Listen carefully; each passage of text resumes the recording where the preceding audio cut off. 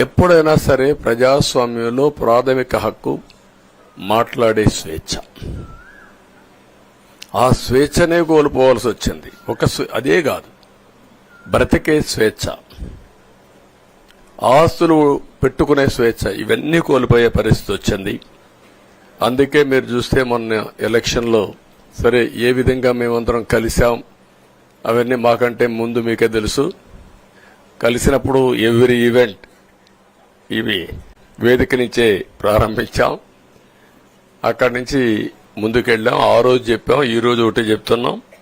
మా ఆలోచన ప్రజలు గెలవాలి, రాష్ట్రం నిలబడాలి. అంతవరకు సాధించగలిగాం. 55.38% ఓట్లు పడ్డాయి. దీంట్లో తెలుగుదేశానికి 45.60% పడ్డాయి. వైసీపీకి 39.37% పడ్డాయి. ఇది ఊహించినటువంటి ఒక్కొక్కసారి 95,000 మెజారిటీ. ఒకప్పుడు నేను చార్మినార్ ఎగ్జాంపుల్ చెప్పేవాడిని. చార్మినార్ అంటే అక్కడ ఎంఐఎం కంచుకోట, అక్కడ ఎప్పుడు ఎక్కువ ఓట్లు వచ్చేటివి. ఆ తర్వాత కుప్పం, సిద్దిపేట పోటీ పడేటి రెండో స్థానానికి. అప్పుడు కూడా 70,000, 80,000, 50,000 కాడ ఆగిపోయేవాళ్ళం. ఈసారి 95,000,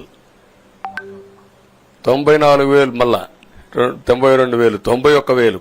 మంగళగిరి లాంటి కాన్స్టిట్యున్సీ 91,000 మెజారిటీ. ఏ విధంగా అభివర్ణించాలో నాకైతే అర్థం కాదనమాట. అంత ఇదెళ్లిపోయినాయి. ఇవన్నీ చూసిన తర్వాత ప్రజలు ఇచ్చిన తీర్పు మీరు చూస్తే అహంకారం, నియంతృత్వం, విచ్చలవిడితనం, ఏదంటే అది చేస్తాననుకుంటే ప్రజలు క్షమించే పరిస్థితులు లేరు. అదే ఈరోజు నిరూపించే పరిస్థితికి వచ్చారు.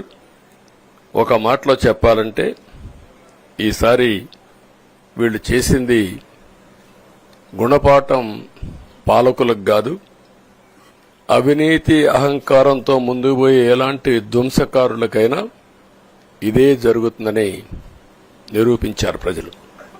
దానికి మనస్ఫూర్తిగా అభినందిస్తున్నా.